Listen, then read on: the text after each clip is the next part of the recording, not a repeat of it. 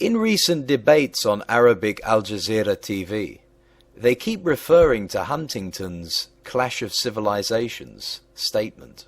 What is the story behind this, and are we actually having a clash of civilizations? Clash of civilizations is a theory proposed by political scientist Samuel P. Huntington that people's cultural and religious identities will be the primary source of conflict in the post-Cold War world.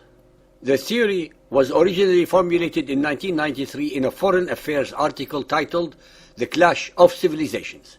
The term itself was first used by Bernard Lewis in an article in September 1990 issue of the Atlantic Monthly titled The Roots of Muslim Rage.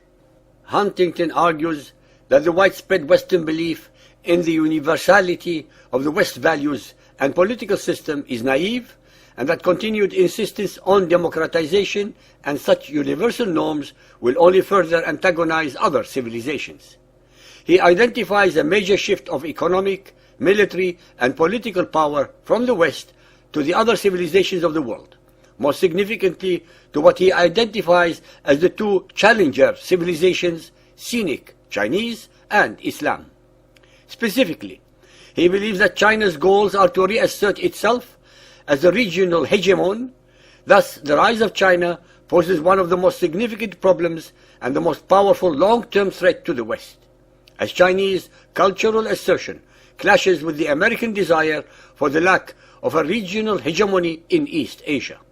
Huntington argues that the Islamic civilization has experienced a massive population explosion, which is fueling instability both on the borders of Islam and in its interior, where fundamentalist movements are becoming increasingly popular. Manifestations of what he terms the Islamic resurgence include the 1979 Iranian Revolution and the First Gulf War. Perhaps the most controversial statement Huntington made in the Foreign Affairs article was that Islam has bloody borders.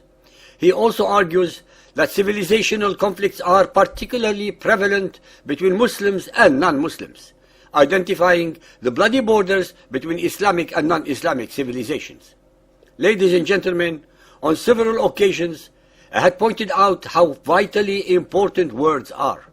Huntington uses words that sound very powerful and significant, but are in fact not the correct ones as used in the context of his theory. Please remember that clash of civilizations is only a theory and is not a fact. Let us now explore his theory and the words he is using. Civilizations are not based on theology or religion, although they may be an important component of it. Can we speak of a Jovian civilization, for example? Maybe a Confucian or Buddhist civilizations. What about a Christian civilization?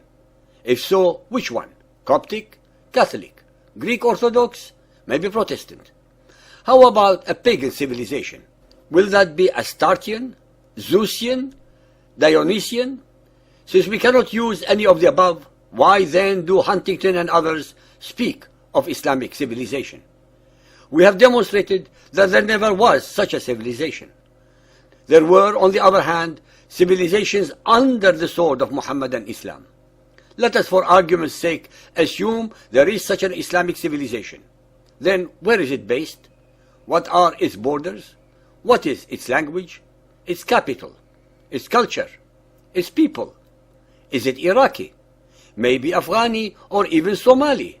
How about Kurdish? One cannot name a civilization based on religious beliefs, especially since most peoples throughout history changed their beliefs. Islamic civilization is an oxymoron, because no freedom exists under fundamentalist Muhammadan Islam, thus eliminating the possibility of its followers ever evolving intellectually, spiritually, or artistically. The modern Muhammadan Muslim states that exist today prove our points perfectly. We hear a sickening number of times about so-called Islamic rage. What does this imbecile mantra mean? Why not Christian rage or pagan rage?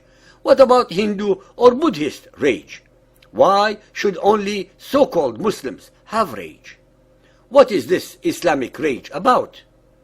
Who is attacking the Muslims when we see on television and read in the news on a daily basis that it is the followers of Muhammad who are attacking almost everybody else across the globe, such as the Twin Towers in America, the subways of London, the trains of Madrid, the civilians of Kashmir, Thailand, Philippines, Kenya, Somalia, Turkey, Argentina, Holland, Iraq, Afghanistan, and Morocco, just to name a few among 100 more. It is an obscene distortion of facts, history, morality, and justice to speak of Islamic rage when they are invariably the aggressors and victimizers of all so-called unbelievers, 80% of humanity. It is us who should be in rage. We are, after all, the victims of their aggression, starting with Muhammad 1400 years ago. China is and will continue to be a superpower in this 21st century, and the whole world should take note. Here we can speak of a civilization. It is, after all, one of the oldest. Please note, we do not call it Confucian civilization. I completely disagree with Huntington's very negative conclusions regarding China. She will of course assert her dominance in Asia. She will do her best to have stable and secure borders. Her leaders have shown a remarkable ability to adapt to the changing circumstances of China socially, economically, and militarily. Their leaders are very practical people who are allowing for a rising and prosperous middle and entrepreneurial class to exist, but under strict control. Huntington is wrong again to believe that China and Islam can coexist, especially since Mohammedan Islam looks at the Chinese as kuffar. Of course, for the sake of expediency, they will cooperate at certain points, but the objective of Mohammedan Islam is crystal clear, not only for the Chinese people, but for all of humanity, and that is to convert them, to subjugate them, or to slaughter them.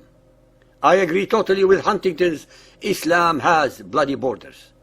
They have had them since Muhammad 1400 years ago. They will continue to have them for as long as they believe in Muhammad's Quran.